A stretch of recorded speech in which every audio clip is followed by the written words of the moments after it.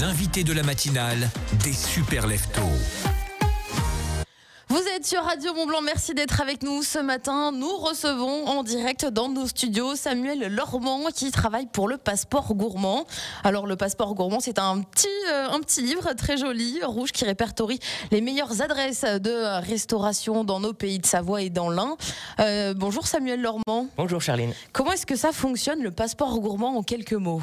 En quelques mots, le fonctionnement est très simple, c'est que pendant une année, vous avez la possibilité de découvrir 105 tables de la brasserie au chef étoilé sur les pays de Savoie et changer d'adresse habituelle et de profiter de réductions qu'accordent les restaurateurs une fois par an, par restaurant, mais dans tous les restaurants. Donc, potentiellement pour en découvrir 105 pendant une année. Justement, j'allais vous le demander, il n'y a pas que des restaurants gastronomiques ou alors des restaurants locaux, c'est assez divers et varié comme proposition à l'intérieur. Exactement, dans notre choix de sélection de restaurants, on va vraiment partir sur un grand panel, parce que peut-être qu'un soir vous avez envie de vous faire une petite brasserie, peut-être que la semaine prochaine vous devrez aller dans un étoilé.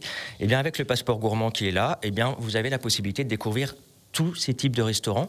Nous, on va s'engager sur une bonne qualité de service, d'accueil, de repas, et surtout que vous puissiez découvrir des chefs qui sont passionnés et qui ont envie de transmettre leur passion dans l'assiette. Et alors, comment est-ce que vous partez à la découverte, justement, de ces chefs et de ces restaurants ? En tant que restaurateur, comment je fais pour être dans le Passeport Gourmand, tout simplement ? Alors, pour être dans le Passeport Gourmand, il faut nous contacter directement à nos locaux d'Archamps, mais c'est quand même rare, pour avouer. En général, c'est plutôt nous qui circulons à travers les routes, les montagnes, les vallées de notre belle région pour aller découvrir ces pépites.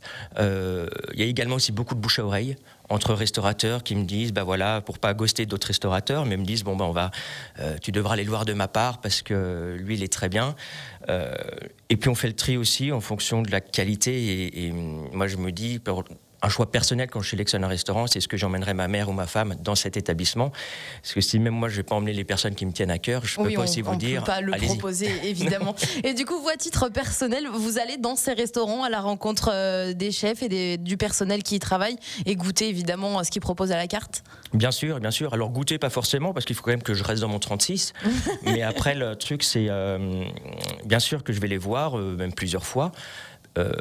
On va les voir avant le service parce que pendant le service c'est là où ils travaillent, donc ils ne sont pas forcément disponibles pour discuter avec nous, mais on va les voir et puis bien sûr parler du concept, qui est un concept qui n'est pas forcément très évident pour les restaurateurs de se dire, même s'ils ne payent rien pour être dans le Passeport Gourmand, ils n'ont aucune commission, rien du tout, ils ont quand même un engagement de faire cette remise qui s'applique pour vous, pour les clients du restaurant, 50% pour 2, ce qui n'est pas négligeable sur une table de 2 et jusqu'à 20% pour 6 personnes. Donc les restaurateurs ne sont pas forcément tous friands d'accepter de faire une remise parce qu'en plus avec cette période un peu compliquée. Un peu compliquée évidemment. Mais bon, il faut vraiment le voir en tout cas pour eux, pour les restaurateurs, c'est un outil marketing. Ils n'ont personne pendant une année, ça leur coûte rien, c'est juste nous qui n'avons pas fait le job. Que le téléphone sonne en disant j'ai le Passeport Gourmand, je veux venir manger chez vous.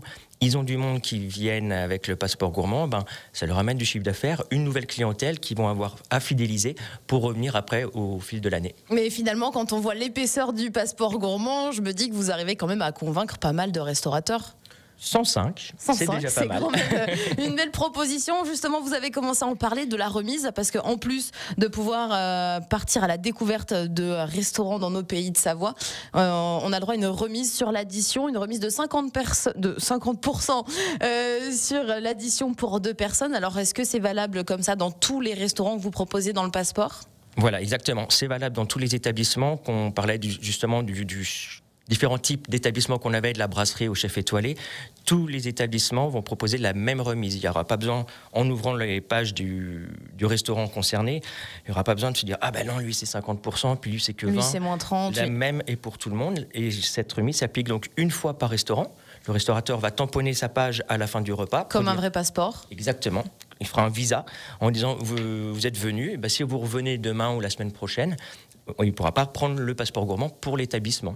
Mais par exemple, la proposition, la réduction est accessible pour pour les 105 établissements que vous proposez à l'intérieur. Tout à fait.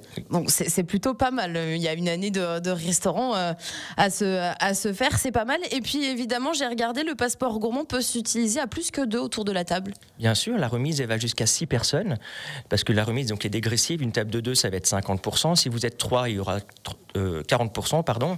4, 30% sur l'addition. Et 5, 6 personnes, 20%. Donc ça permet de partir en couple, en famille, entre amis, avec sa maîtresse, avec qui on veut.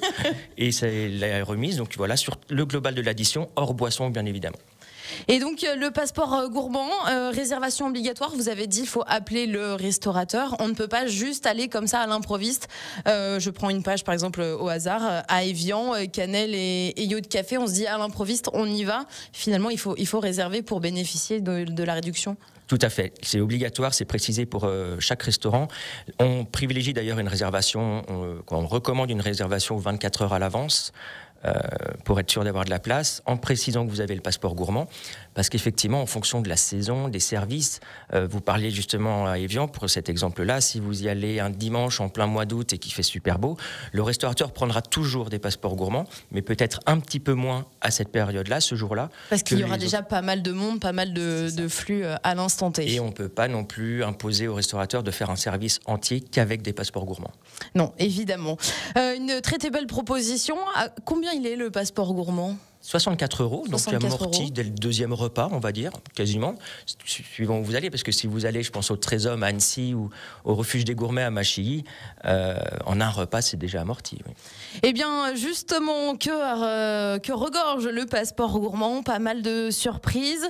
Où se le procurer ? Eh bien, on le saura dans quelques instants sur Radio Mont-Blanc. On fait une petite pause. Si vous nous rejoignez à l'instant sur Radio Mont-Blanc, merci d'être avec nous. Nous sommes en direct avec Samuel Lormand, notre invité de ce matin, qui est venu pour nous parler du passeport gourmand. Alors, le passeport gourmand, on le répète peut-être pour les auditeurs qui nous rejoignent, c'est un répertoire, un guide pour aller manger au restaurant, découvrir de nouvelles tables et en plus avoir une réduction sur l'addition. Tout à fait, vous avez bien résumé, Charlie. Au prix donc de 64 €, pourquoi pas le mettre sous le sapin cette année ? C'est une bonne idée, il faut se dépêcher parce que Noël c'est dans une semaine maintenant. Et justement, où est-ce qu'on le trouve ce passeport gourmand ? Alors sur notre site internet, sur www.passeport-gourmand.net, et vous pouvez le commander directement. Et justement, quand vous parliez des cadeaux de Noël, on a fait une offre pour Noël pour que vous puissiez l'avoir personnellement et l'offrir aussi à vos amis, à votre famille. Si vous en prenez 3, le 4e vous sera offert. Et donc, vous en vendez à peu près combien par année ? On limite à 5000 exemplaires par an, principalement pour pouvoir cloisonner, on va dire, la demande. Si on en vendait 10 000, il y aurait eu trop de demandes par rapport au nombre de restaurants qui sont dans le passeport. Et du coup, trop de personnes mécontentes de ne pas pouvoir aller au restaurant parce qu'il y aura déjà trop de tables passeport gourmand. Donc eh bien, on limite à 5 000. Parce qu'il faut que les restaurateurs, du coup, que vous proposez aient la capacité, évidemment, d'accueillir toutes les personnes qui viennent. Alors, c'est la 14e édition. C'est ce qui est écrit sur la couverture de Joli Passeport Gourmand. Est-ce que les restaurants changent d'une année à l'autre ? Est-ce que certains sont des récurrents ? Comment est-ce que ça se passe concrètement, la sélection d'une année sur l'autre ? En général, chaque année, on va renouveler on va avoir entre 20 ou 30% de nouveaux restaurants partenaires. Parce qu'avec certains restaurateurs, ça va peut-être pas très bien se passer. Donc, on va le dire, on renouvelle pas l'année d'après. C'est vraiment un partenariat qu'on a avec les restaurateurs d'une année, que pour l'édition. Donc là, pour l'édition 2025. Et après, il y a aussi malheureusement des restaurants qui sont encore qui ferment. On parlait tout à l'heure de la situation financière économique actuelle. Donc chaque année, il y a aussi des restaurants qui ferment. Il y a aussi de nouveaux patrons qui rentrent dans l'établissement, qui n'ont pas forcément envie, en se lançant, de se dire on va faire cette remise, on va accueillir de nouveaux clients. Donc moi, je respecte tout à fait. Donc voilà, en général, 20-30% de nouveaux restaurants chaque année. Et puis des impondérables, comme le premier restaurant qui a signé il y a 14 ans, c'est la Brasserie des Européens à Annecy, qui était le premier restaurant que vous retrouvez encore sur cette 14e édition. Et qui est toujours là. Mais c'est un beau partenariat. C'est une belle preuve que le passeport gourmand est un très très beau cadeau. Est-ce qu'on peut choisir justement, on le rappelait tout à l'heure, donc 50% on a de réduction sur une note pour 2 personnes. Est-ce que c'est le restaurateur qui choisit par exemple 50% sur tel menu, sur tel plat de la carte, ou c'est vraiment sur la globalité de l'addition ? Sur 99% des restaurants, vous avez accès à toute la carte, à tous les menus. Et ce qui est aussi important de le préciser, Charline, c'est que vous n'êtes pas obligé de manger la même chose. Si vous êtes en couple ou avec des amis, à 2 ou à 6, chacun peut manger ce qu'il veut. et c'est le total de l'addition hors boisson qui va être remisé. Il y a certains établissements, c'est pour ça que j'ai dit 99%, parce que le 1% qui reste, c'est par exemple les étoilés. Je pense au Trésor à Annecy. Là, on va préciser en bas de page du passeport gourmand que le passeport gourmand sera valable que sur tel menu. Tel menu. Ouais. Mais c'est précisé, il n'y a pas de surprise et ça reste très très exceptionnel ces restrictions-là. Alors là, ce matin, on parle du passeport gourmand des Pays de Savoie, donc qui répertorie les tables de la Savoie, de la Haute-Savoie et de l'Ain. Il existe aussi des éditions suisses. Exactement, il existe une édition par canton de Suisse romande, donc Genève, Vaud, Valais, Neuchâtel et Fribourg. Et donc voilà qu'on peut trouver, là c'est sur passeportgourmand.ch. Après, je suis honnête avec vous, Valais, Neuchâtel et Vaud, il fallait quand même se lever de bonne heure l'ouverture des ventes pour les avoir parce c'est déjà tout épuisé. Et en tant que Français, par exemple, en tant que Français frontalier, est-ce que je peux acheter un passeport gourmand pour la Suisse ? Bien sûr, sur passeportgourmand.net, donc l'édition Pays de Savoie, on propose également l'édition de Genève, avec beaucoup plus de restaurants aussi, et sur la ville de Genève et le canton de Genève, donc tout à fait, il est accessible sur notre site. Et c'est vous qui gérez également ça ?